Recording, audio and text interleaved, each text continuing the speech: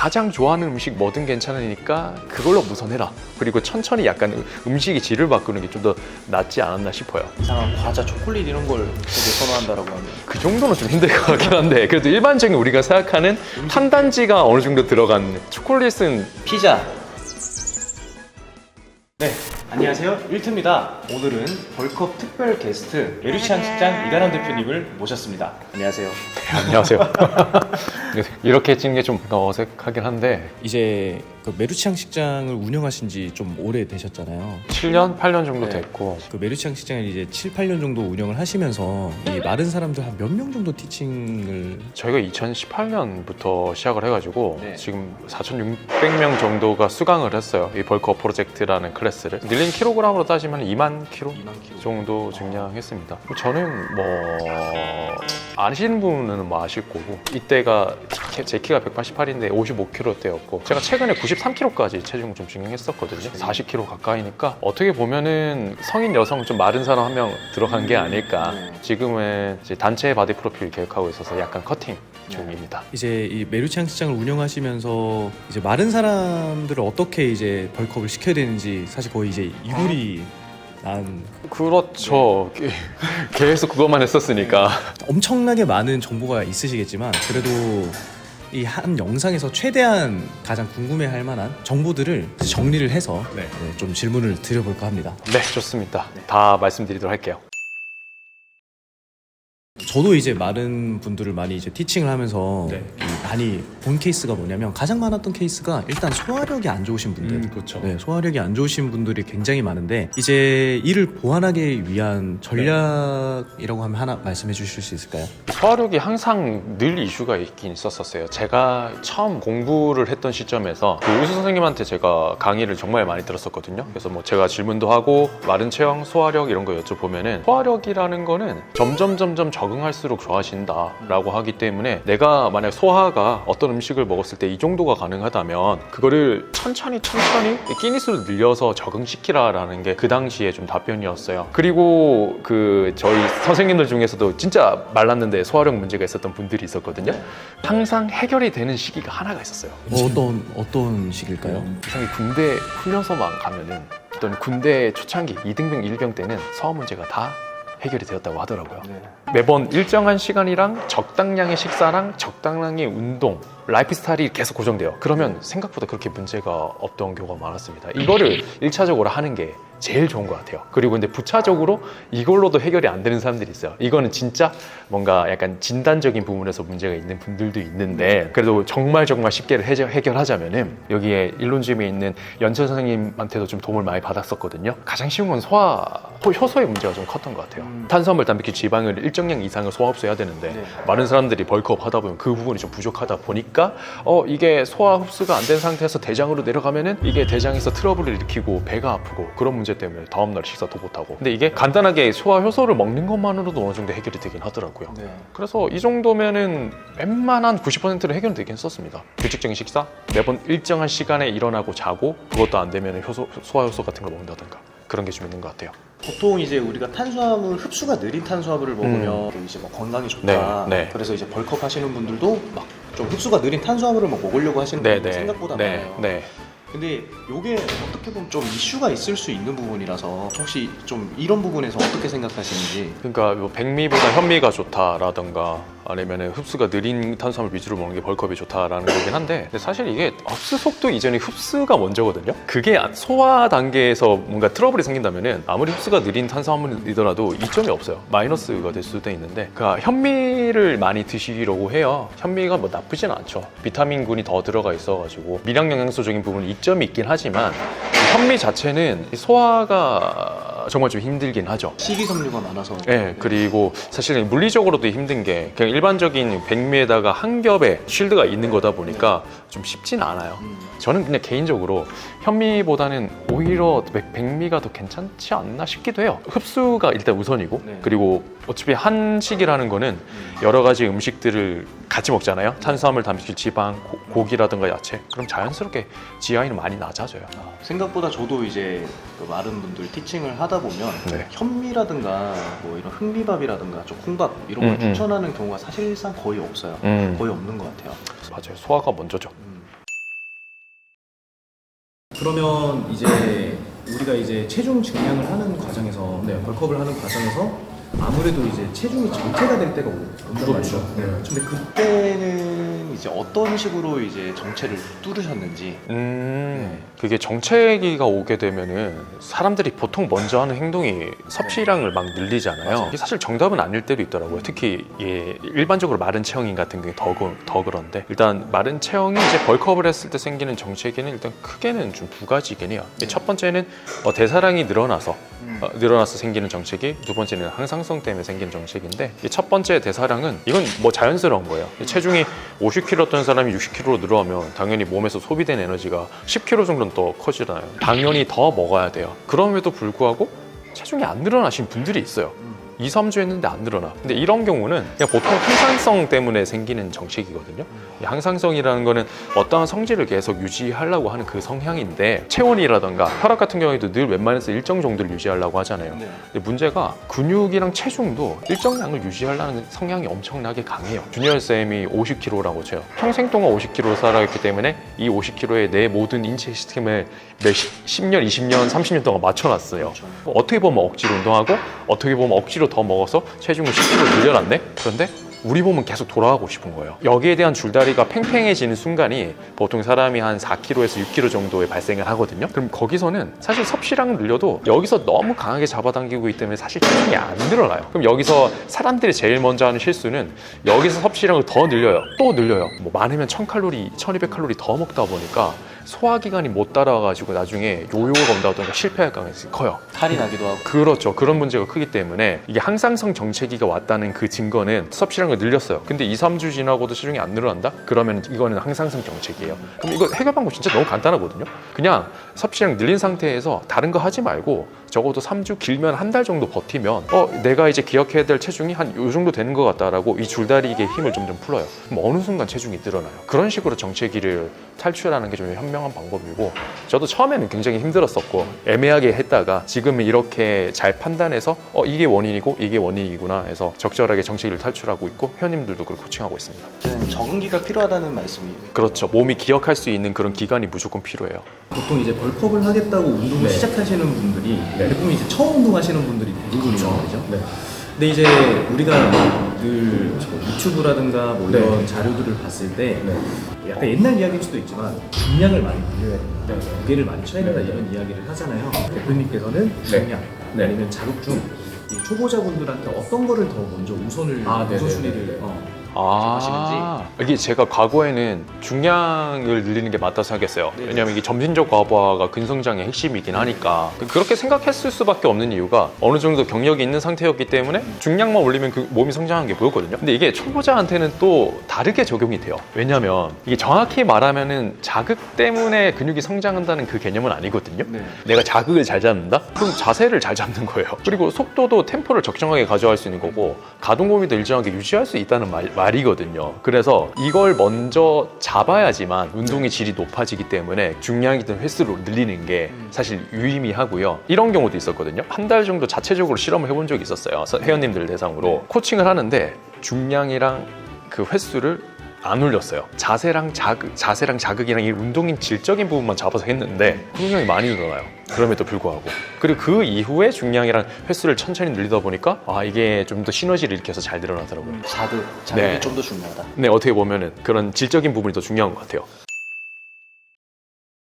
그럼 이제 벌크업을 할 때 루틴, 주 몇 회를 했는지 어떤 분할을 가져가는지 그 루틴에 대해서 조금 설명해 주실 수 있을까요? 제가 한 55에서 한 70kg까지는 무분할만 했던 걸로 기억해요. 그리고 70에서 한 80까지는 3분할로 했습니다. 3분할. 일주일에 6번. 그 이후에는 또 여러 가지 분할이나 아니면 2분할까지도 하긴 했었는데 이거는 그냥 제 개인적인 경험이었고 만약에 이 영상을 보시는 이제 벌크업 하시는 헬린이 분들의 추천을 하자면 시작은 무분할로 하는 건 맞는 것 같아요. 처음 시작이면. 근데 보통 무분할이라 하면은 보통 일주일에 한 3번? 4번 정도 가져가라 하잖아요. 많이 가져가면 그러라고 하잖아요.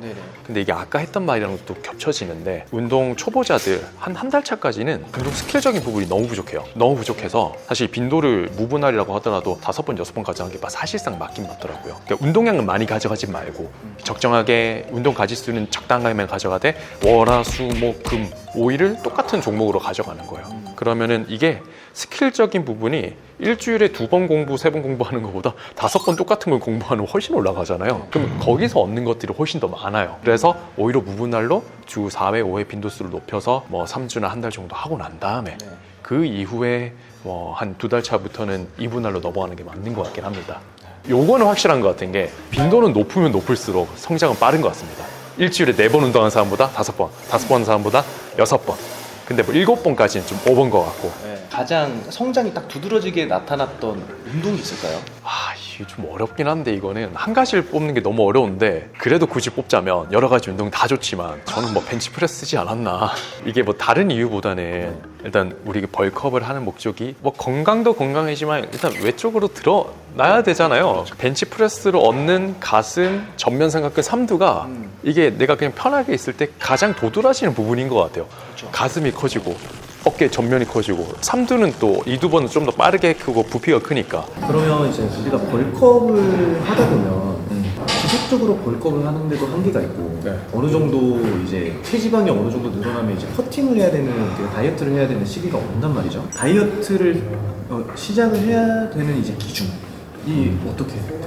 다이어트를 시작하는 기준이 이게 체지방률로 따지면은 그래도 한 18에서 20% 넘어가게 되면 이제 다이어트를 하는 게 맞는 것 같아요. 지금까지의 종로는 체지방률이 뭐 23, 22 넘어가면 남성분들 같은 경우에는 호르몬적인 부분에도 영향을 좀 미친다는 것도 있기도 있었고 사실 보기 안 좋아요. 22% 넘어가게 되면은 근육량은 많아지긴 했겠지만 배가 좀 나오니까. 보통 이제 다이어트를 하면 사람들이 많이 그렇게 알고 있는 이야기가 다이어트하면 근손실입니다. 이제 다이어트 할 때도 혹시 이제 지속적으로 근육량 증가를 기대를 하셨었나요? 저는 기대는 안 했던 것 같아요.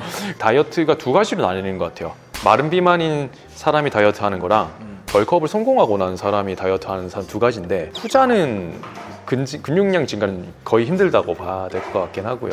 첫 전자인 마른 비만인 경우에는 다이어트 하면서 근육량이 늘어나긴 하더라고요. 원래 그 인간이 마땅히 가지고 있어야 돼. 진화적으로 가지고 있어야 돼. 이런 말 하면 좀 너무한가? 그거보다 아니면 너무 근육량이 적어서 맞긴 맞는 말이라서 어쨌든 여기까지 갈 수 있는 잠재력은 엄청나게 높더라고요. 약간 초보자 때 누릴 수 있는 약간 이벤트 같은 초심자의 행운 같은 그런 거. 체중 감량 중에도 이제 퍼포먼스를 유지할 수 있는 전략이 있을까요? 사실 저는 벌크업을 주로 해왔고 벌크업하고 다이어트 부분은 마른 비만인 우리 회원님들 말고는 많이는 안 해봤거든요. 근데 이게 뭐 선배님들이라던가 제가 이리저리 좀 많이 들은 바에 듣고 경험해 본 거에 따르면 감량을 하면서는 좀 저중량으로 훈련을 하시는 분들이 꽤나 있어요. 이게 저중량으로 좀 반복 횟수를 많이 하면은 이게 에너지 소모가 좀 커가지고 커팅할 때도 좀 도움이 된다라고 하는데 제가 첫 다이어트 때 그렇게 한번 해본 적이 있었거든요. 그 두 가지가 떨어져요. 일단 제가 가지고 있는 기본적인 스트렝스가 엄청 떨어지고 스트렝스가 떨어지니까 나의 수행 능력도 떨어져가지고 거기에 맞춰서 근손실이 오는 느낌이 좀 굉장히 컸어요. 근데 뭐 그 다음이나 그 다음 다이어트에는 어느 정도는 스트렝스 훈련을 같이 가져갔어요. 그러니까 이 스트렝스 훈련이라 해서 뭐 엄청 대단한 건 아니고 고중량 훈련을 좀 섞어서 가긴 하니까 힘이 유지가 되니 나머지 운동에서 퍼포먼스가 유지가 되니 근손실도 좀 적었고 괜찮았던 것 같아요. 그러면 그 고중량을 하는 그러니까 고중량 훈련을 하는 그 빈도수가 한 어느 정도 되신가요? 일주일에 그래도 한두 번 정도? 보통 3분할 하면 2번 돌리잖아요. 그러니까 뭐 가슴이든 등이든 그 중에서 한 번은 적어도 한 종목은 해야 되는 것 같아요. 그러면 이제 벌크업을 되게 힘들게 해서 하고 난 후에 사람들이 많이 걱정하는 게 이제 내가 최소 이걸 유지를 할 수 있을까? 이런 걱정들을 많이 하는데 그 유지기를 가지는 상황에서 가장 중요하게 생각하는 요소가 어떻게 되나요? 이렇게 많이 물어보시거든요, 이거. 예를 들어서 50kg인 헬린이 분이 65kg까지 체중을 중량시켰어요. 진짜 열심히 1년 동안 해서. 근데 65kg까지 15kg 늘리면은 식단이 좀 과하거든요. 앞으로 65kg 유지하려면 평생 동안 이렇게 먹고 운동해야지 65kg가 유지되냐. 너무 절망적이다. 얘기를 많이 하세요. 그렇게 할 필요 없고, 그리고 어느 정도만 법칙만 지켜주시면은 그 체중이 본인의 체중으로 바뀌긴 해요. 예를 들면 저는 처음 90kg 만들 때는요 3,400칼로리를 진짜 겨우겨우 먹어서 만들었거든요. 거기서 조금만 안 먹고 조금이라도 운동 쉬면은 다음날에 2-3kg가 빠져요. 엄청 절망적이잖아요. 그리고 열심히 만들었는데 근데 반대로 지금은 한 93kg 정도를 유지하니까 뭐 하루에 3끼만 먹어도 웬만해서는 체중이 떨어지지 않고 그거보다 덜 먹어도 뭐 88kg 이하로는 절대 안 떨어지더라고요. 목표 체중을 도달하셨으면은 이거는 진짜 시간과 정신의 방에 들어가든 버텨야 되는 시기예요. 적어도 최소 3개월, 길면은 6개월에서 1년 정도, 1년은 너무 길다, 한 6개월 정도는 식단 무조건 지키고 운동 무조건 하면서 지켜주시는 게 좋아요. 계속 이제 몸에 그 체중을 적응을 시키는 그렇죠. 맞아요. 그러면 그 이후에 식단을 약간 설렁설렁 해도 체중이 한 62나 61 그 이하로는 안 떨어져요. 그리고 다시 또 벌크업해서 70으로 그 기준 맞추면은 아무리 안 해도 지키는 그 구간이 한 65에서 67. 그 계속 하다 보면은 이제 본인의 그 유지되는 체중 자체가 디폴트가 완전히 바뀌어요. 그런 작업들을 좀 하시면 되긴 하죠. 되게 많은 사람들이 벌크업을 하고 그 다음에 커팅을 하거나 아니면은 계속 유지를 해가면서 조금씩 뭐 늘리거나 이렇게 두 가지 분류로 나뉘는 것 같은데 어떤 거를 좀 더 선호하십니까? 이게 이제 선수들 정도면은 후자로도 갈 수는 있을 것 같은데 초보자는 유지 전략은 좀 힘든 것 같아요. 왜냐면 그 먹는 거 이상으로 소화도 힘들고 그 버티는 거에 대한 스트레스가 너무 크더라고요. 뭐 선수들이라든가 직업이 운동인들은 여기서 조금 더 먹고 운동하고 타이트하게 하고 하면 되는데 직장인들 학생들은 그게 안 돼서 저는 전자를 좀 더 선호를 해요. 일단 벌크업 하면 해요. 림매스업이든 벌크업해서 목표 체중 도달하고 그걸 최소 4주는 유지해야 되는 것 같아요. 커팅 들어가기 전에. 거기서 바로 커팅하면 근손실이 좀 크게 나오고 그냥 일반적인 커팅은 말고 미니컷을 더 선호하거든요. 미니컷을 한 3, 4주 정도 돌리고 다시 림매스업하고 엄청 많이 떨어뜨리는 게 아니라 그렇죠. 적당선 정도. 사람마다 다르지만은 그래도 한 15% 약간 이하까지는 빼야 되지 않나.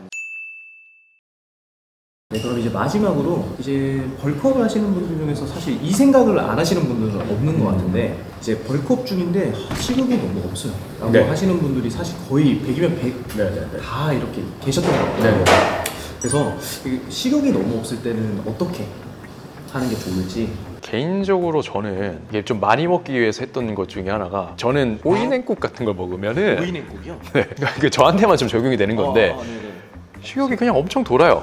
생각도 못했다. 네, 그걸 먹으면은 좀 괜찮아지긴 했는데 회원님들한테 좀 그런 걸 추천드리는 거는 일단 뭐 식욕이 안 드는 큰 이유가 텀이 너무 짧아서 그런 걸 수는 있거든요. 예를 들어서 아침, 점심 사이에 텀이 너무 짧아가지고 식욕이 안 드는 걸 수도 있으니까 그 텀 사이 시간 조절을 먼저 하라고 하고 그럼에도 불구하고 식욕이 안 든다면은 일단 우리가 다 떠나서 뭐 흡수 속도라든가 영양소 이런 걸 다 떠나가지고 우리 무조건 잉여 칼로리가 있어야지 체중이 증가되든 뭐든 되는 거니까 가장 좋아하는 음식 뭐든 괜찮으니까 그걸로 우선해라. 그리고 천천히 약간 음식의 질을 바꾸는 게 좀 더 낫지 않았나 싶어요. 이상한 과자, 초콜릿 이런 걸 되게 선호한다라고 하면 그 정도는 좀 힘들 것 같긴 한데 그래도 일반적인 우리가 생각하는 탄단지가 어느 정도 들어간 초콜릿은 피자.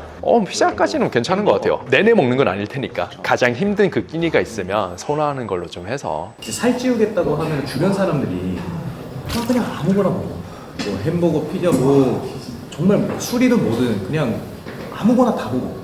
이렇게 대답을 들었다고 하시는 분들이 엄청 많아요. 사실 그에 대해서는 어떻게 생각하세요? 뭐 살부터 먼저 찌우고 뭐 몸을 만들어라 그런 얘기 많이 네네네. 하잖아요, 진짜. 네, 맞아요. 근데 이거 뭐 사실 말도 안 되는 거긴 하죠. 저도 처음에 그렇게 많이 들어가지고 고등학교 때 주변에 덩치 큰 애들이 살쪄서 지방을 만든 다음에 그 지방을 근육으로 만들어야 된다. 그렇게 얘기를 많이 하거든요. 거의 연금술에 가까운 거라서 그거 지방이 많아지게 되면은 그냥 마른 비만이 되는 건데 마른 비만이 너무 심하면 커팅을 또 한 번 하고 벌크업을 해야 돼요. 대사량 자체도 좀 불안해지고 대사 자체도 절대 저는 하면 안 된다고 봅니다. 그리고 그런 경우에 이제 염증 수치가 엄청 올라가는 그렇겠죠. 많이 봐요. 네. 피부 뒤집어지고. 네네네. 정말 이제 마지막으로 이제 대표님께서 지금 이제 메르시안 시장 지점이 총 이제 11개가 있고요.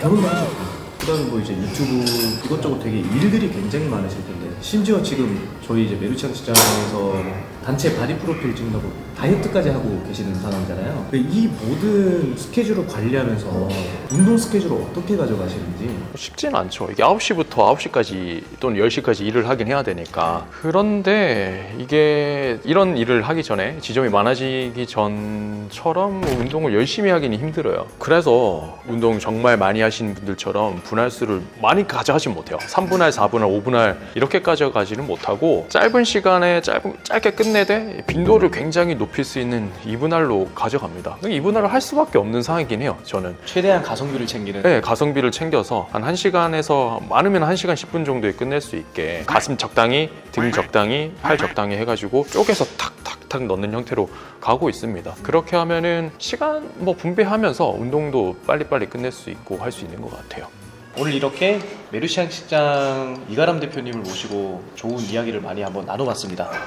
내용이 도움이 많이 되셨다면 좋아요와 구독 눌러주시고 메르시안 식장 채널도 마른사랑 관련해서 훨씬 좋은 정보들을 많이 접할 수 있으니까 채널 방문하셔서 구독해 주시길 바랍니다. 감사합니다. 네, 감사합니다.